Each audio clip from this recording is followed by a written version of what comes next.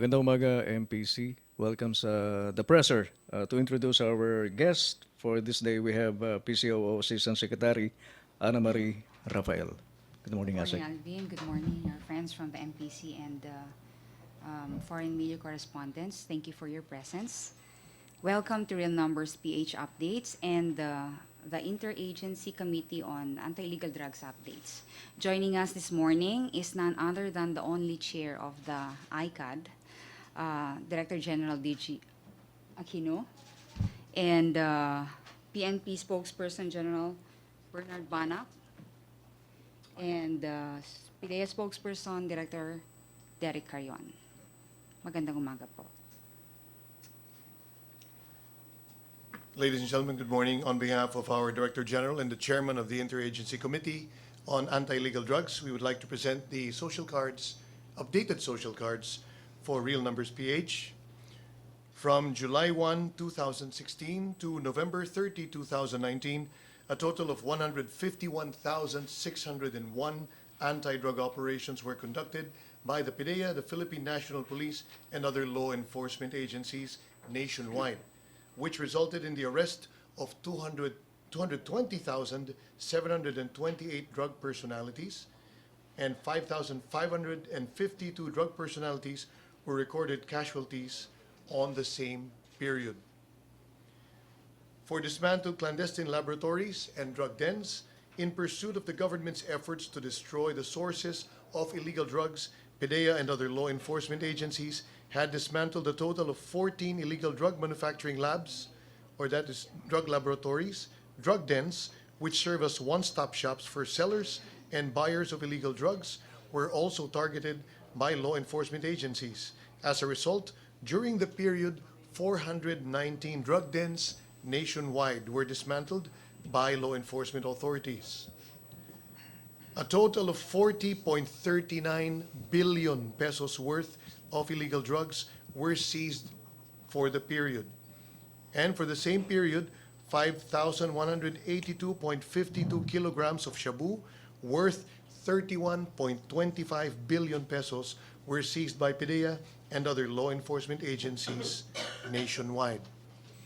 For one of the flagship programs of the ICAD and the anti-drug campaign, in the Barangay Drug Clearing Program, as of November 30, 2019, 16,706 barangays were cleared, while 17,175 barangays are yet to be cleared.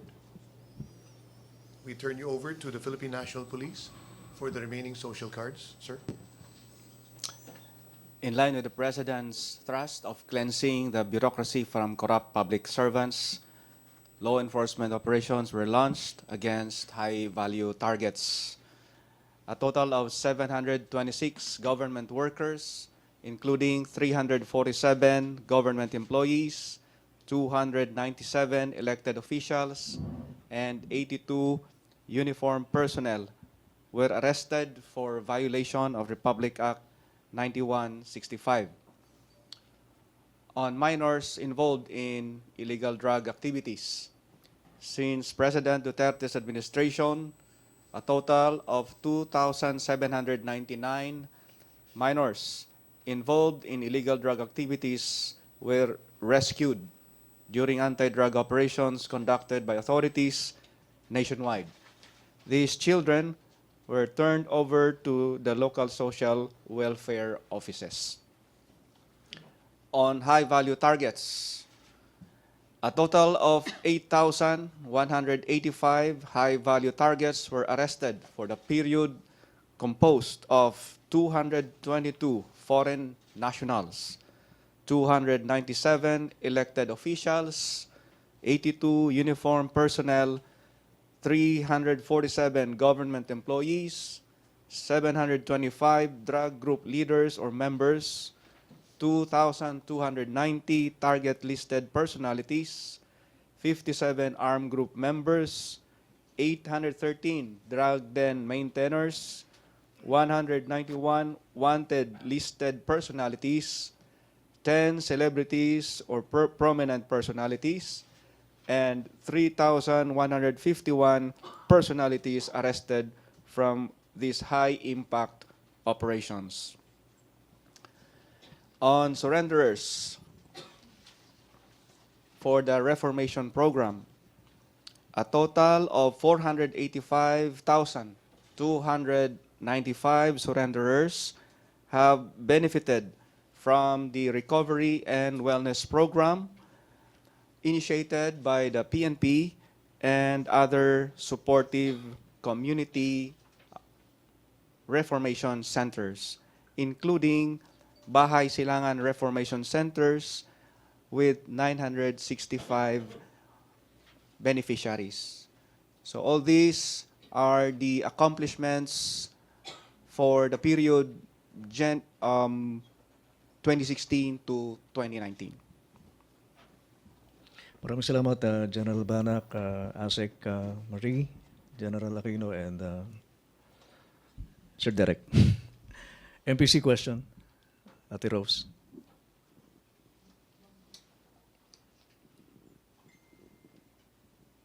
Hi sir, good morning kay DJ Aquino.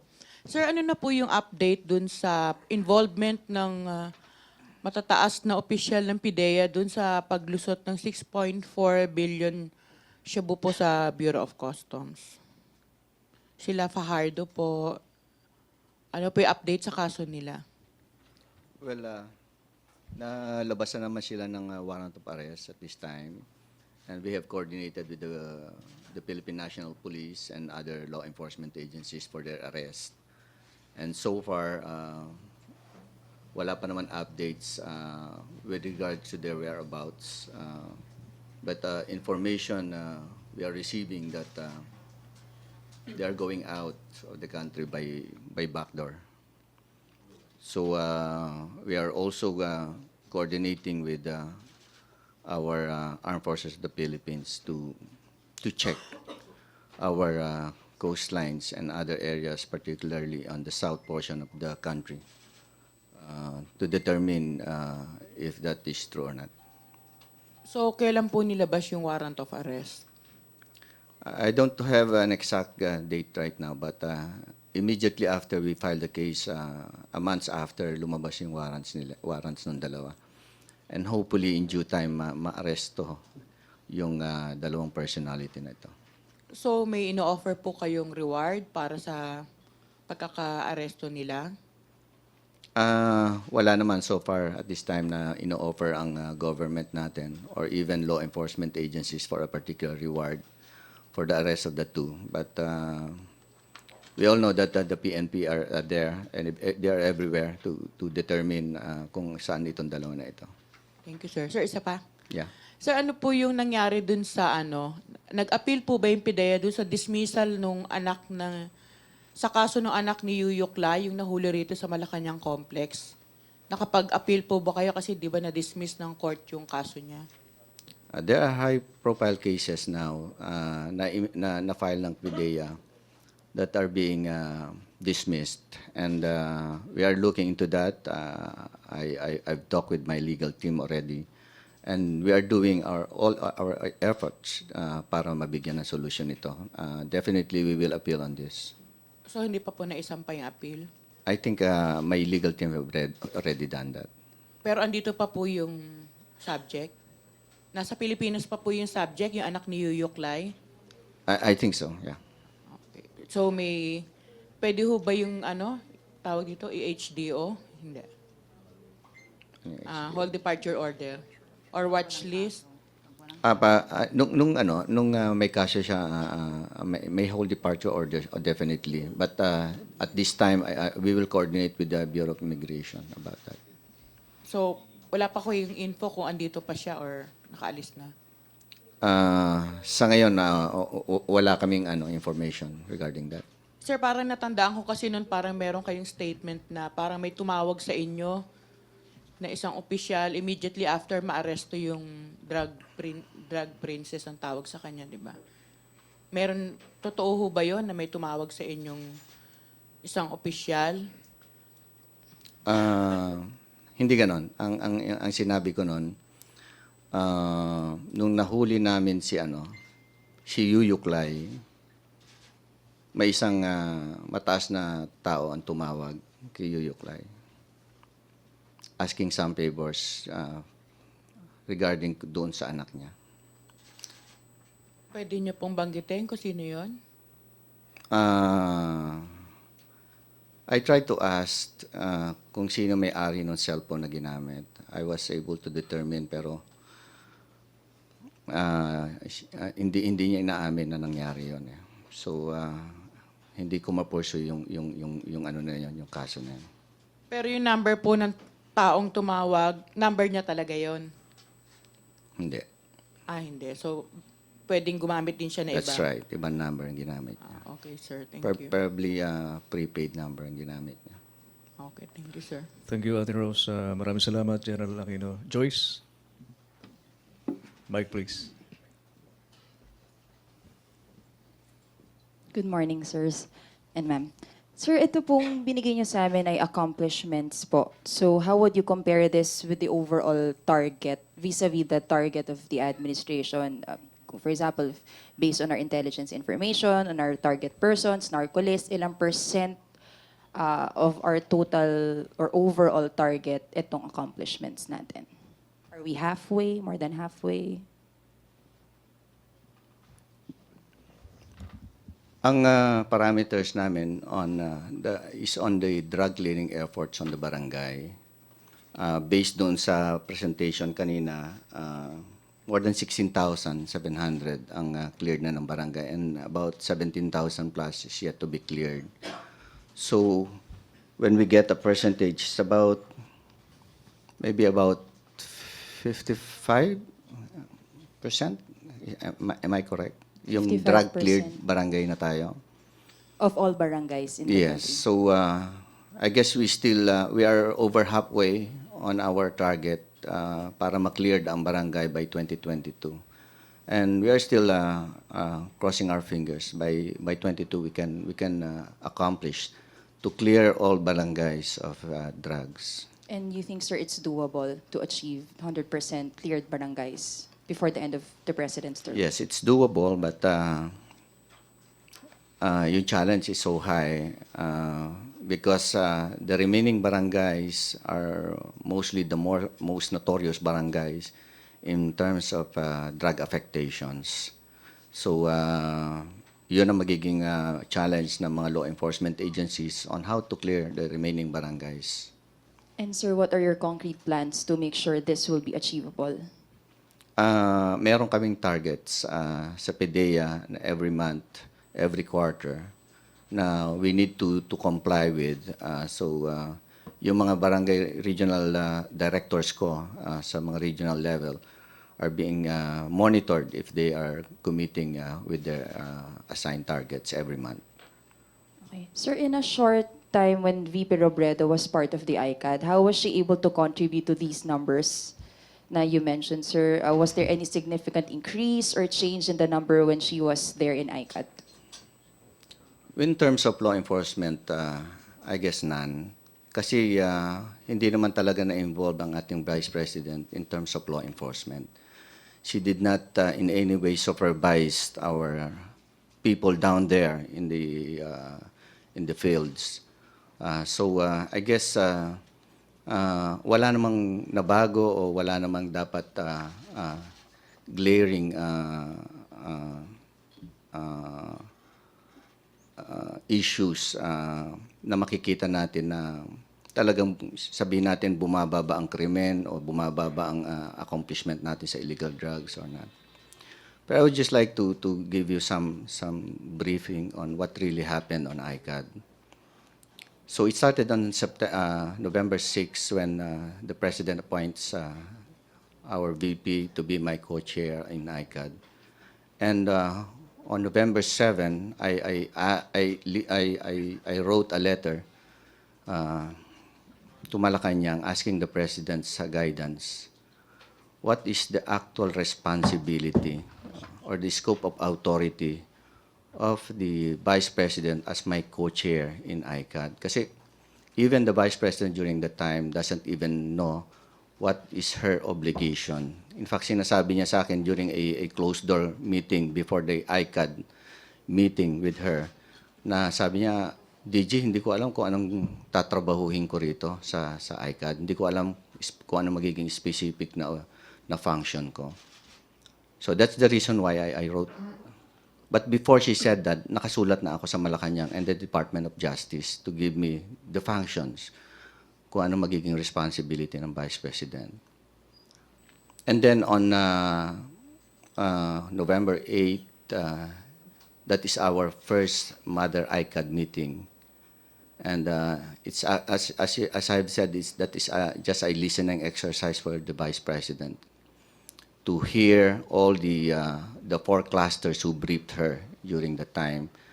And after the meeting, sinabihan ko ang Vice President natin. Sabi ko, Ma'am, meet the 4 clusters, the law enforcement, the advocacy, the justice, and the rehabilitation and reintegration clusters. Because if you meet them, you will know everything about illegal drugs. Somehow you will know exactly what's the total picture of the drug situation in our country.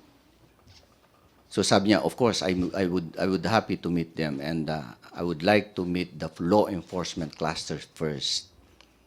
Kaya after a few days, minute niya yung law enforcement cluster. And doon na lumabas that prior to the meeting, she is asking for the list of high-value targets. And during that time, marinig nyo naman na sinabi ko na I would be gladly to show her the list in a closed-door meeting. I myself, I don't have the list. Any members of the ICANN don't have the list. When she met before meeting the Dangerous Drugs Board, inimbitahan ko ang Vice President natin for a very, very short meeting with her sa PDEA. So, bago siya pumunta sa Dangerous Drugs Board, nag-drop by siya sa PDEA. And sinabi ko sa kanya, Ma'am, I'm taking 2 things this morning to you. Number 1, I would explain to you why China, as you have said in your interview, that China, the main drugs are coming from mainly in China. And number 2, I will show you the high-value targets, the list of high-value targets. But she refused. She refused to be briefed on why, sabi ko nga sa kanya, Ma'am, hindi nanggagaling sa China lahat, mainly now. There's a geographical shift now.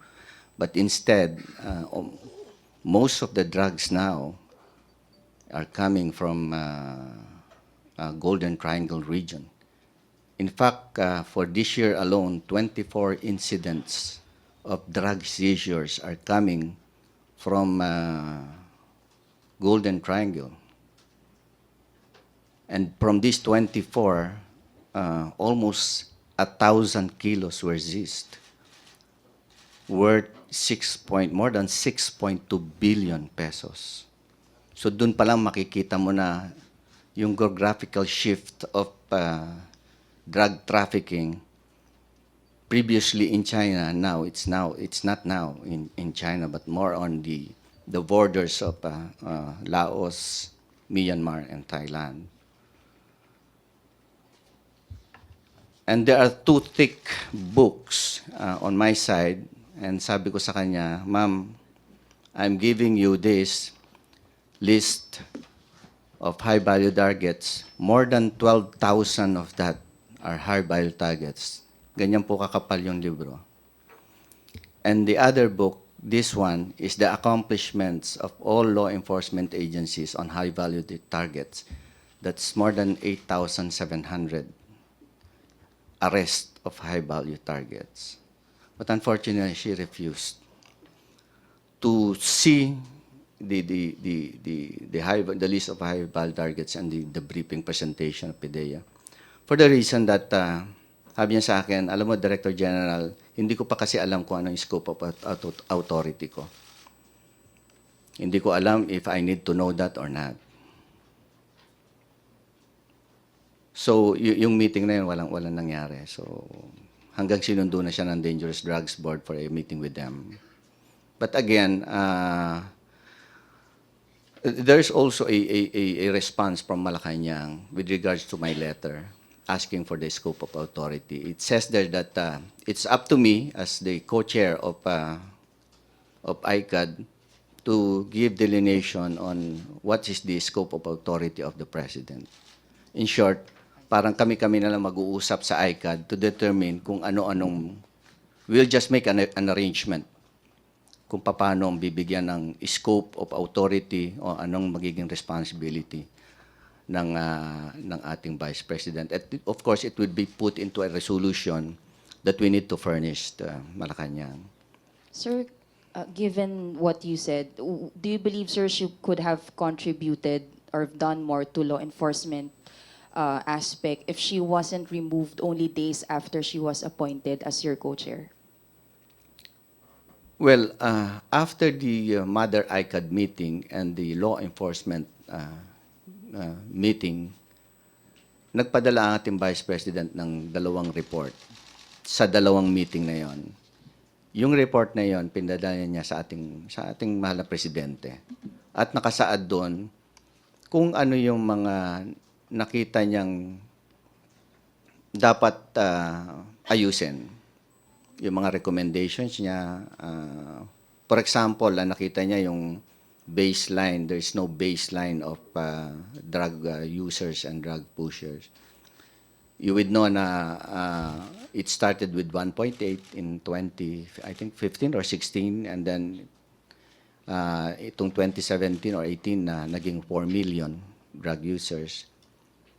So parang walang clear na baseline doon. But as of now, the Dangerous Drugs Board is conducting a national survey to determine exactly on how many drug users and pushers, and hopefully it will come out in the first quarter of 2020. Sir, kahit hindi na siya co-chair ng ICAD, what will you do to her recommendations? Last Tuesday, we have a ICAD fellowship. I just hope na naimbitahan ko pa ang ating Vice President during our fellowship, Christmas fellowship.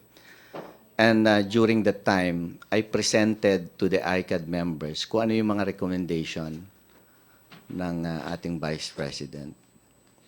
And sabi ko naman, if it would be beneficial to the ICAD, why not? Let's follow her recommendation.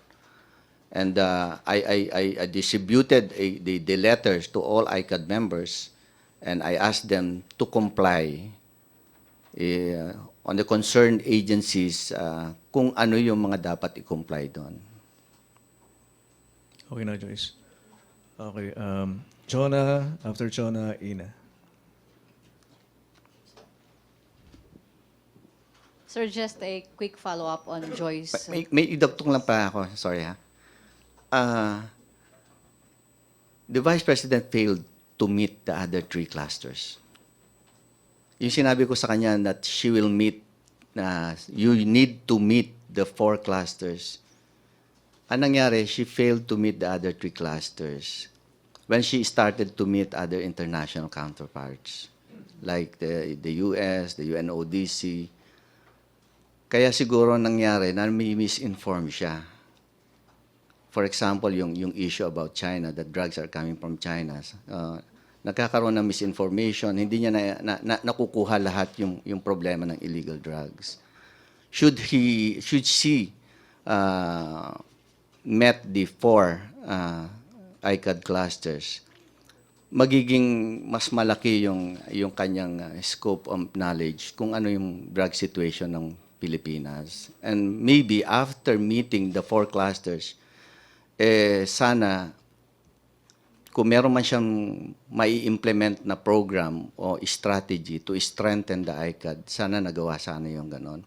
Ang problema kasi parang hindi ko ba alam kung na-overwhelmed ang ating Vice President from a lot of invitations. She started going around, going to rehabilitation centers, going to barangays, without finishing or consulting the ICAD. So sana natapos niya lahat yung clusters na yon before going around, before meeting all other people. Sana natapos niya yung meeting ng clusters na yon. So yun lang ang tingin ko na hindi nagawa ng ating presidente yung time na yon. And hopefully sana na-meet niya yung buong clusters na yon to better understand the drug situation in our country. Yes, ma'am. Chona? Sir, quick follow-up of that. You said that PDEA is conducting a national survey on how many drug users are there. It's not us, it's Dangerous Drugs Board.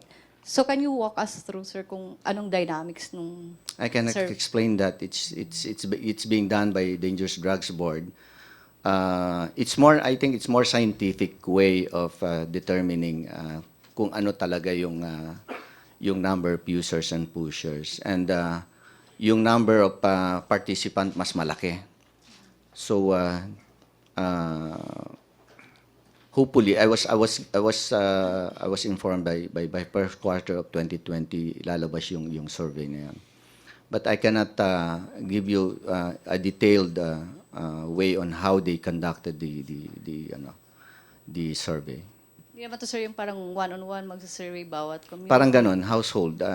Pupuntahan sila and then they will ask, there's a certain questionnaires to be answered, and there's a better way on doing that. I don't know exactly. Sabi ko nga, it's hard to ask, di ba? Kunwari, pupunta ka sa bahay. Ilan ho ba addict dito? Yun nga, Di ba? addict ka Ilan ba? ba ang pushers dito? May aamin.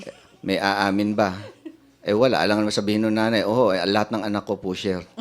Lahat ng anak ko user. Di bukas, ino-operatan na sila. Again, I cannot answer for that for Dangerous Drugs Board. Maybe the Dangerous Drugs Board can explain to you more in detail how they've done it. Sir, other issue po. The International Criminal Court is about to conclude its preliminary in examination. Will the government, are you going to provide them the data that you have? I'll answer for DG. The ICC is in its preliminary examination stage, and up to 2020, I think they would still finalize the preliminary examination before they can ask permission from the pretrial chamber if they can be authorized to conduct investigation. So where it is now, we can provide whatever data that we have because they can access it naman sa mga websites natin, and we always publish them. So in fact, in their preliminary examination report, they even said there that they've been getting data from government agencies, from NGOs, and from stakeholders who always send them reports from the Philippines. So I don't think there's any problem with that because they can always access government records. Are there any formal communications from the ICC? I don't think so. We don't know with the DFA, but as of this time, at this point, I don't think there is, especially that it's still at the preliminary examination stage. And I don't think the government, well, we will wait if and when the government would accede to consent to reply. Thank you, Asik. Ina, after Ina, Arian. For DG Aquino, sir, when did the surveying start to account for, to give us a better estimate of how many? Ano po yan? The surveying of the number of users and pushers. Kailan po nag-umpisa yon? Within the year lang ay nag-umpisa yan. Okay, so what was our basis, sir, for the initial estimates that we had? Yung 4 million na madalas pong binabanggit. Yung nga, when I asked one time, when I asked one of the USEC of Dangerous Drugs Board, is 4 million accurate. Parang, di ba nagkaroon ng drug users na 4 million? And then, it came to a point then when our president, during one of the statement, his statement that drug users now is about 7 to 8 million. So parang gulong-gulo ako, ilan ba talaga ang drug users? Yeah, sir, saan nga nanggaling po yung 4 million to begin with? If there Nagkaroon was ng ano yan na parang It derived from the computed database on the number of surrenderers, number of total household visited, and the total number of household nationwide. So the methodology used is deriving the estimated number of drug users is the formula of ratio and proportion. So there's a formula, something like a formula on how did they do it to end up with a 4 million number of drug users. Okay. Sir, on the Vice President, on Monday she's presenting her report. I was wondering, when you guys work together, lahat po ba ng information that was given her, you were aware of those? Yes. Okay. So is there anything you think that she can present that hindi pa po nape-present sa public given na alam niyo po yung mga nakarating sa kanyang information? Basically, anong expectations niyo dun sa presentation niya on Monday? Sa tingin ko yung presentation niya, yun yung mga, yung sinasabi niyang discoveries, yun yung sulat niya kay Presidente kung saan nakasaad doon yung mga recommendations niya to strengthen the ICAD. Kaya ngayon, kinonsolidate ko yung dalawang sulat na yon, which naka-furnished ako. And then I started giving these reports also to all ICAD members last Tuesday nung nagkaroon kami ng fellowship. And I told them to comply to the recommendations of the Vice President. Sabi ko, hindi naman masama yung sinabi ng ating Vice President sa nakita niyang mga recommendations to strengthen our drug efforts. Kaya doon pa lang, sabi ko, sisingilin ko kayo by January. Lahat ng concerned agencies, gusto ko meron kayong sagot doon sa mga recommendations ng Vice President natin. Okay, so apart from the expected presentation of recommendations, yung baka may umaasa na baka meron siyang i-reveal that's, I don't know, state secrets or anything that's a real discovery that would surprise the people. Based on the information, as you mentioned, na alam mong nakarating sa kanya, meron po bang possibility na mangyari yun? If there is, I urge her to open up. Hindi kailangan itago. Kung ano yung discoveries na nakita niya, whether it's good or bad for the administration, then go. Thank you, sir. Maraming salamat, Ina. I would like to acknowledge the presence of PCOO Undersecretary Rocky Ignacio. Arian Joseph. Hi, sir. Hello. Sir, just to clarify, may copy na po kayo ng report ni Vice President? Wala pa po. Ina-assume ko lang na yung mga discoveries niya, yun yung mga recommendations o mga issues na nakikita niya during her 2 weeks as my co-chair dun sa ICAD. So, yun lang in-assume ko. Kasi mahaba yun dun sa letter niya kay Presidente. And from there nga, ibinigyan ko na lahat ng kopya ng mga ICAD members. So, in-assume ko lang na yun yung mga discoveries niya. Pero wala pa po nabibigay na copy sa PIDEA? Wala pa po. Okay po. Tapos, sir, as chair of ICAD po, how would you assess kasi sabi niyo po kanina may mga hindi siya na-meet na cluster. How would you assess her overall performance po with ICAD as your co-chair po? Yun lang sinasabi ko na siguro missteps nang nangyari sa kanya na sana she should have met all the 4 clusters. Yun lang ang nagiging problema na sana na yung pinlan out niya kung ano bang gagawin ko para maintindihan ko muna. Sana inasikaso muna niya yung ICAD, which is a very, very important committee, so she could learn everything from there. So how would you understand everything if you are not meeting these people? And yet now you're meeting with other agencies, other foreign groups or what, na yung mismong drug situation sa mga bansa na yan, mas malaki pa problema nila kaysa sa atin. But sir, generally, do you think, did she do well? Did she perform poorly? How would you assess it as chair of the committee, sir? Naging okay naman yung performance niya during our time. Pero siyempre, hindi ko makuha yung talagang ma-rate siya. It's just 2 weeks. Paano mo ma-rate yung na gano'n? So, Yes, sir. She's not even, kaya nga minsan may data that prior to her, yung mga accomplishments sa grounds, prior dun sa assumption niya, during her assumption, and after assumption. Sabi ko, useless itong data na ito kasi she was not even involved doon sa grounds eh. Hindi siya na involved sa any operations. He did not give any directives or did not supervise our people on the ground. So useless yung sinasabi mong na yung time na wala siya, ito'y namatay. Ngayon nandiyan siya, ito'y namatay. So what's the importance of that data? Walang ano 'yan, walang importance 'yon. Okay, sir. Sa PNP lang po kay Spokesbarak. Sir, kayo po, on the police side po, ano pong comment nyo po doon sa i-release na report ni Vice President on Monday po?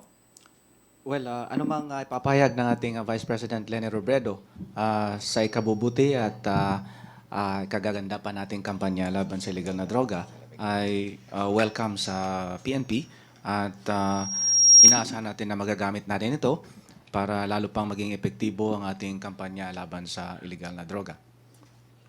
Salamat, Arian. Joseph. Sir, with regard to the report of the Vice President, do you think there will be surprises ng mga things that she might have discovered? Because you said she didn't have access to the high-value target list, right? So what do you think will, aside from the recommendations, do you think there will be surprises? Kahit may access siya sa high-value target, so palagi ko wala naman siya makikita doon eh. Kaya what's the use? Just like me, no, as the ICAD chair, I didn't need to know kung ano yon, kung sino yung mga nasa listahan na yon. What's important is that my people are complying with the targets every month, that they should commit a number of high-value targets to be arrested. Yun ang importante doon eh. But if I have a list, a book of 12,000 high-value targets, do you think I will be more effective if I have this 12,000 list of high-value targets? Or the more important thing is you supervise your people to comply with the number of targets that we need to arrest on high-impact operations and on high-value targets.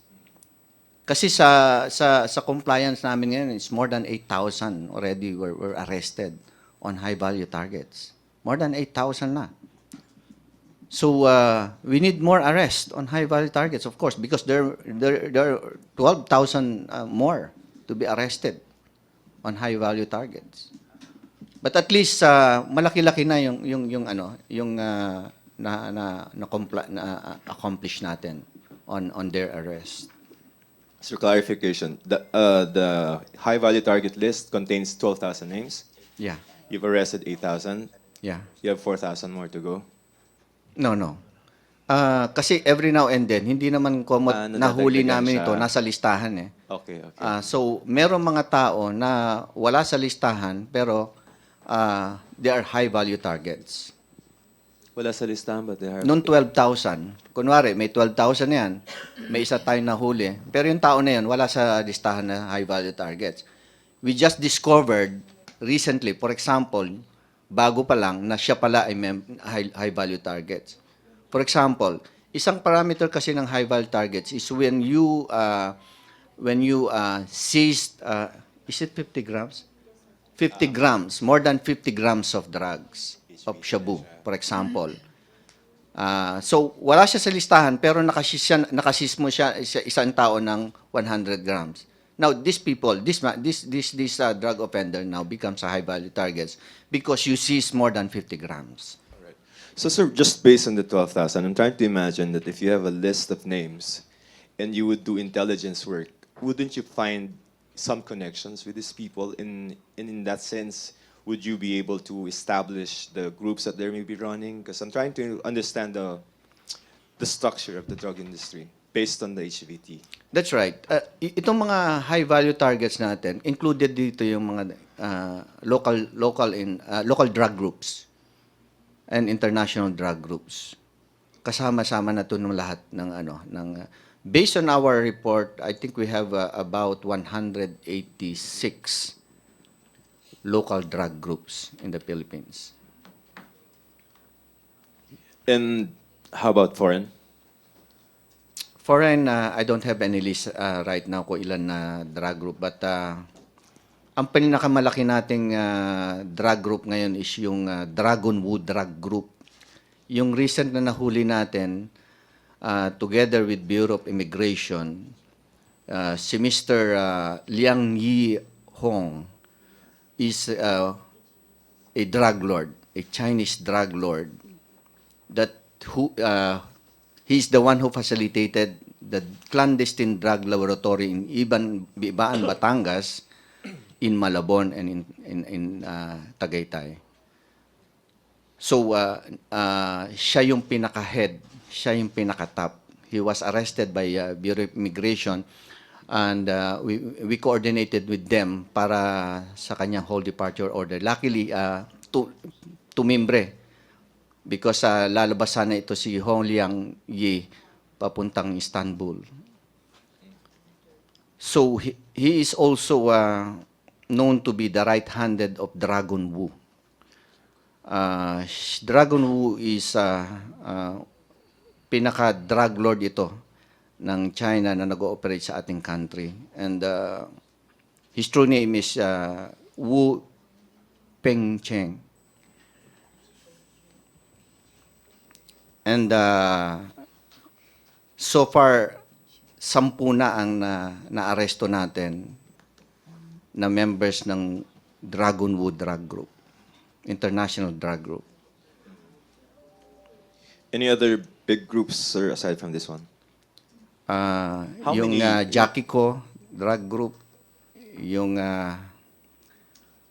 I'm sorry, I cannot remember these Chinese names eh. Parang hirap-hirap i-memorize. Ilan, sir, yung mga major drug groups? Tignan nyo na lang yung yung mga seizures ng PNP at saka big seizures ng PNP at saka big seizures ng PIDEA. And these are the international drug groups, and also to include the big seizures by Bureau of Customs. With regard to maybe local executives, HVT, you mentioned meron dito data na arrested elected officials, no? Would you be able to tell us if in the HVT there are government officials who are involved in drugs that have yet to be arrested? Yung mga local Executives. executive, yes, of course, they are included there. Would you be able to tell us the highest rank based on the HVT? I'm sorry, I don't have the list eh. Pero may matataas yun, definitely. Maybe some congressman. Kongs that are involved in drugs? Yeah. How many? I don't know the exact number. And when you say Some governors, many of them are barangay chairmen, barangay leaders. when you say involved, they're really running the business, no? Some, yes, they are running the business. Other in cahoots of the business. Sir, ano lang, last na lang. I'm trying to see the trend of the number of killings, no? So if we have the data from 2016, could you, maybe you can help a sec. Per year tally ng 2016, 2017, 2018, 2019. Because you just gave like 5,000, but I don't know if this is going to be a trend na pataas in killings or bababa. I'm just trying to see it. Yes, PIDEA, si Chia can provide kung if we want per year data, we can provide for 2016, 17, 18, and 19. We can give it. We have here 5,552, and we'd like to clarify that the one announced by the PNP before na 6,700 plus. During the harmonization workshop between the PNP, PIDEA, and other law enforcement agencies, they found out that 1,194 out of those are police operations. They are not anti-illegal drugs operations per se. When we say police operations, they are deaths that occurred, halimbawa may checkpoint and then nagkasagupa and then biglang may nahanap na droga sa bulsa, yung mga ganong pangyayari. Or pwedeng police patrol, pero hindi anti-illegal drug operations. Or pwedeng kidnapping tapos may chase nagkahabulan, may namatay, and then biglang may nahanap na droga sa mga sasakyan or sa mga bulsa sa mga namatay. So these are police operations per se, and they are not anti-illegal drugs operations. That's why the disparity, and that was announced by the PNP in July. So yun po yung bakit ganun yung numero. Salamat daw sa pa, Joseph. Follow up. DG, yung pong sa recommendation ni Vice President, no, you're willing to admit na, or are you willing to concede na walang, one of those that you mentioned, parang walang baseline data. Iko-concede nyo ba yung point na yun na tama yun or that's wrong? Tama yung discovery niya yan na walang scientific based data yung baseline data yung ating drug users. And that's the reason why the Dangerous Drugs Board are doing something about that. So, sir, we started a drug war without baseline. We have 4 million. Alam niyo naman yun, di ba? Kaya lang, hindi siya masyadong scientific. Kumbaga, hindi ganun ka-accurate. And that's the reason why the DDV is doing something to have a better and more accurate and more scientific way of getting that figure. Thank you, sir. Thank you, Joseph. DJ Aquino, Viber question lang po tungkol doon sa high value target na yan. Nagpapatanong lang. Nabanggit kasi kanina yung sa LGU, mga politiko. How about doon sa matataas na opisyalis ng militar at saka police? Kasama po yon yung uniform personnel natin sa military, sa police, even sa PDEA, meron kasama yan sa high value targets. And the PNP are doing their own. Kaya nga, alam ng PNP, nasa kanila yung listahan na yan. Nagka-case build-up sila. Sabi ko nga, it's not easy to do the case build-up. It will take some time. And they're doing all their efforts also na ma-case build-up yung isang, for example, isang drug personality na police para eventually mahuli siya mga yan. In fact, tuloy-tuloy yung operations na ginagawa ng ating, IMEG? Yung IMEG natin. At nakikita nyo naman kung gaano rin ang kalaki ang accomplishment ng IMEG. Especially doon sa mga police na hindi gumagawa ng tama. At ganoon din sa ating law enforcement agencies. Sir, iba ba yung classification ng protector o kasama na sila sa high value target? Pag sinabing high value targets, pag sinabi mong uniform personnel ka pa lang, high value target ka na. If you're a foreigner, high value target ka na kagad. If you're a member of a terrorist group, might be BIFF, Abu Sayyaf group, or the NPA, high value target ka na kagad. If you're a celebrity, high value target ka na kagad. It doesn't mean kung maliit man o malaki yung nakukuha sa'yo. Just as long na nandun ka sa category na yun, you are considered high value targets. Maraming salamat, DJ. Follow up, Ate Rose. Hi, sir. Follow-up lang po. Sir, yung mga binanggit nyong big drug groups, yung katulad nung Dragon Wu, kasaka yung iba pang mga malalaking grupo, meron po kayong intelligence information kung paano sila nakapasok dito sa bansa, sino yung posibleng mga contacts nila sa gobyerno or sa uniform personnel? Yes, kaya nga sinasabi ko, we cannot address the problem by ourselves. We need the cooperation of our international counterparts. Sila yung nagbibigay ng information, yung mga international counterparts natin. For example, yung Dragon Wu group is in cooperation with the Narcotics Board of China. We are doing our cooperation with them to finally neutralize and to arrest all the members of this Dragon Wu group. In fact, only yesterday we have a fellowship with our international counterparts. So lahat ng ating mga members na mga international counterparts natin nandoon, including the local counterparts. And it's very, very important to have a partnership and cooperation with them. In fact, yung recently, naging partner na natin yung Mexico at saka Colombia in giving us information. Kahapon nandun yung isang member, yung third secretary ng Colombia. And yung nga sinasabi ko na I gave a report to him na lumabas na finally yung drug profiling ng cocaine. Humingi kami ng tulong 3 months ago sa USDA to conduct profiling on cocaine that was seized in the eastern part of our country. And I think there are about 30 or 25 samples of those. Out of the 20 samples that we have, 19 is traditionally came from Colombia, yung cocaine na ito. Only one came from Peru. So tama po yung assessment ko that the cocaine are coming from either Colombia or Peru. So again, this discoveries of cocaine is not intended locally. It's not being consumed by our country, but it is for the consumption of other countries such as Australia, Japan, China, and other cocaine-consuming countries. So, ang the best theory para once and for all matapos to it, this is being done in a ship-side smuggling. So transshipment point na po yung we Pilipinas are being ng used as a, cocaine. yes, that's right. We are being used as a transshipment point. Binabagsak ito sa malalaking barko and then kinukuha ng mas maliliit na mga vessels.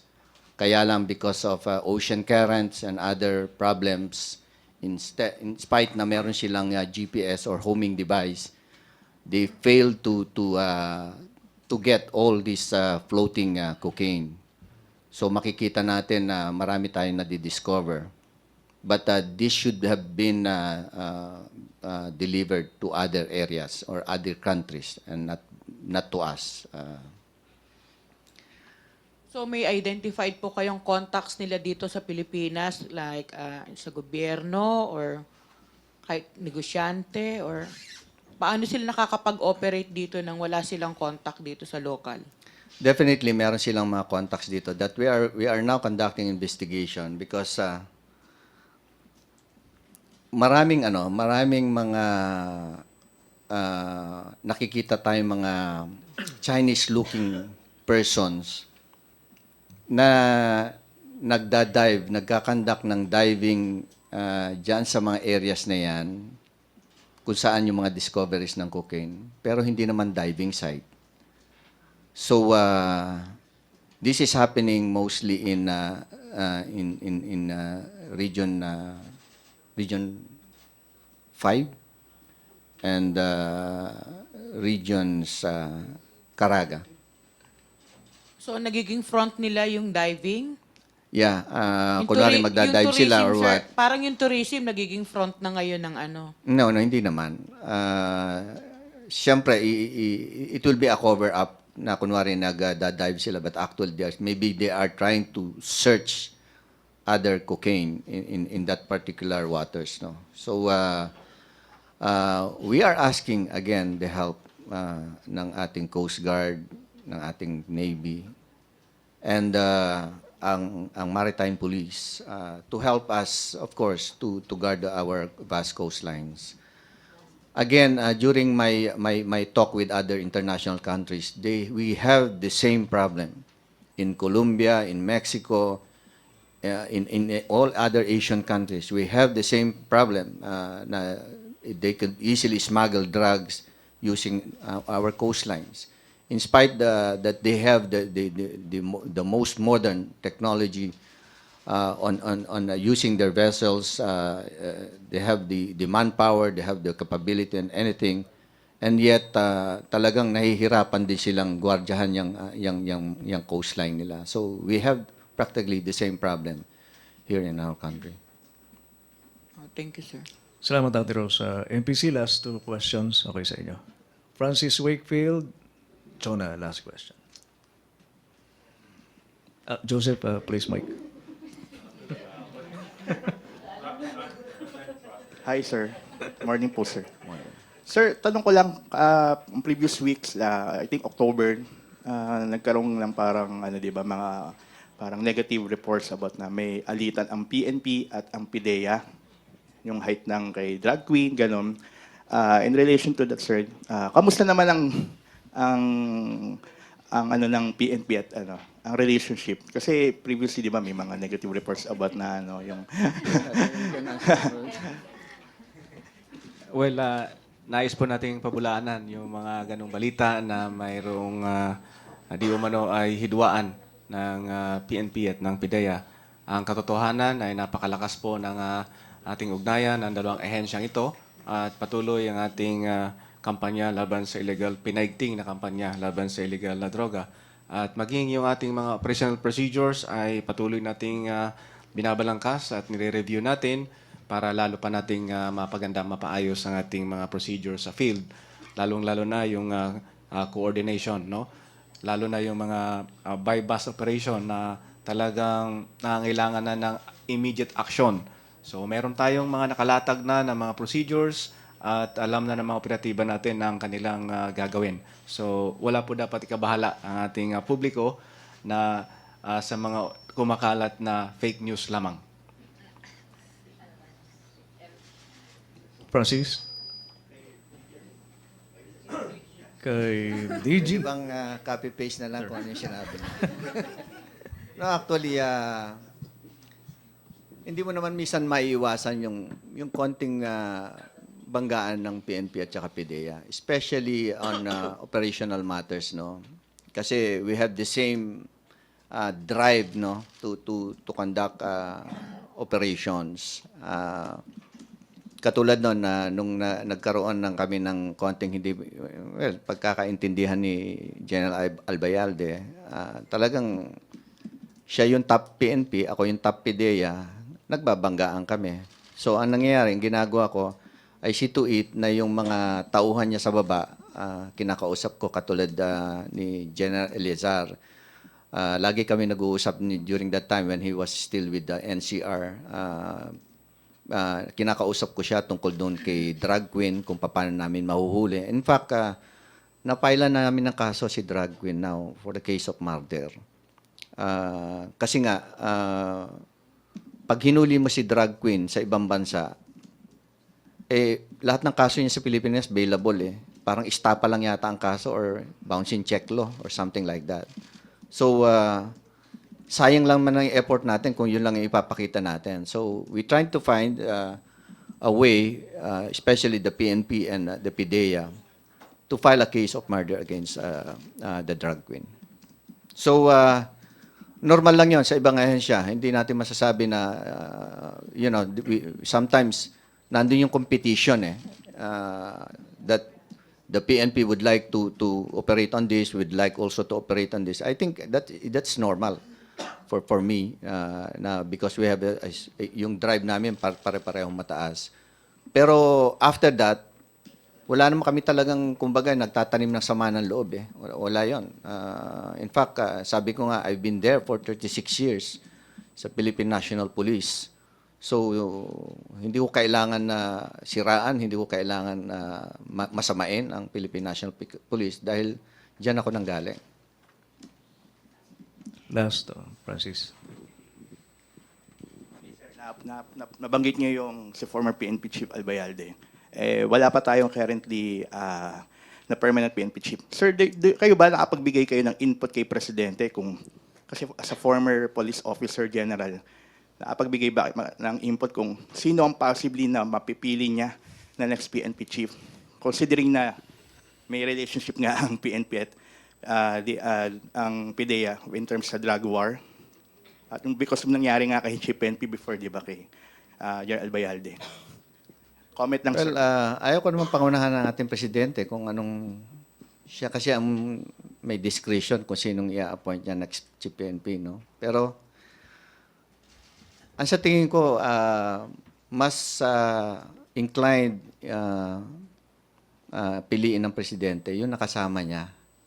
At siyempre, pag once na nakasama niya itong isang officer na ito, nandun yung tiwala, nandun yung trust, nandun yung alam niya, yung working habits ng official na ito. So, pag once nakilala ka ng presidente, most likely, baka mas malaki ang chance na ikaw ang magpiliin bilang Chief PNP. Salamat, Francis. Last question from Ms. Jonah Yu.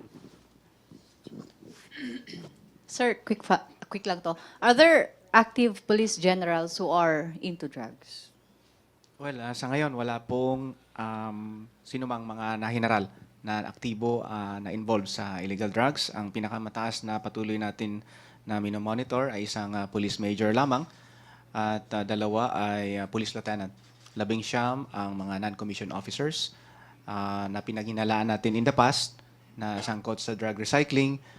Subalit hindi naman natin nakikitaan ngayon ng kanilang involvement.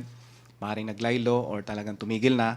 Pero nananatili ang ating monitoring at naghihintay lamang tayo ng pagkakataon na mahuli natin sila sa akto at may ebidensya na masasamsam para magamit nating sa pagsasampa ng kaso laban sa kanila. So, yun po ang estado ng ating mga minomonitor ng mga active police officers.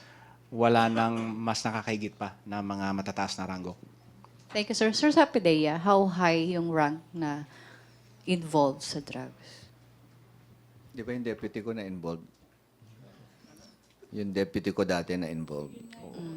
Sa ngayon, we're still monitoring. Every now and then we are conducting our internal cleansing sa PDEA. In fact, twice a year nagkakandak kami ng drug testing. So the last time we have a drug test is last August. So January 2019 and August 2019 nagkandak kami ng drug test. May nag-positive ba? Wala nag-positive. Thank you, sir. Maraming salamat, MPC. Maraming salamat, General Banak. Maraming salamat, ASEC Marie, DG Aaron Aquino, at Sir Derek Carrion. Nice to see you again, sir. Balik tayo sa Radyo Pilipinas, PTV4.